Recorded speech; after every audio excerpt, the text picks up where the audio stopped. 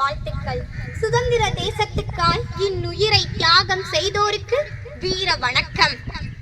தலைமை ஆசிரியர் அவர்களுக்கும் ஆசிரியர்களுக்கும் சகோதர சகோதரிகளுக்கும் விடுதலை நாள் விழா வீர வணக்கத்தினை தெரிவித்துக் கொண்டு என் உரையை துவங்குகிறேன்.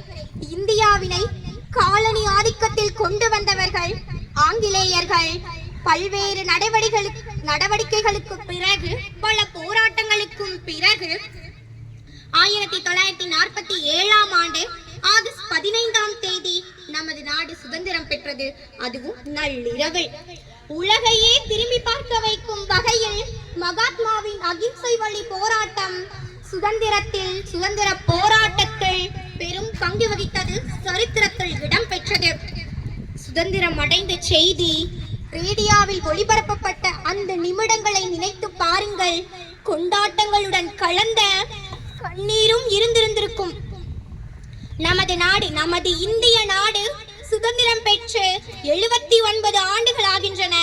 இருந்த போதிலும் ஒவ்வொரு வருடமும் ஒவ்வொரு சுதந்திர தினத்திலும் தேசிய கொடியை ஏற்றும் போது நமக்கு ஏற்படும் உணர்வு என்பது மெய் சிலிர்க்க வைக்கிறது. ஏனென்றால் நம் நாட்டின் சுதந்திரம் அப்படிப்பட்ட வரலாற்றை கொண்டுள்ளது. எவ்வளவு போர்கள், எவ்வளவு பேரின் ரத்தங்கள், எவ்வளவு தியாகங்கள், எவ்வளவு போராட்டங்கள் என அனைத்தையும் கடந்ததுதான் இச்சுதந்திரம்.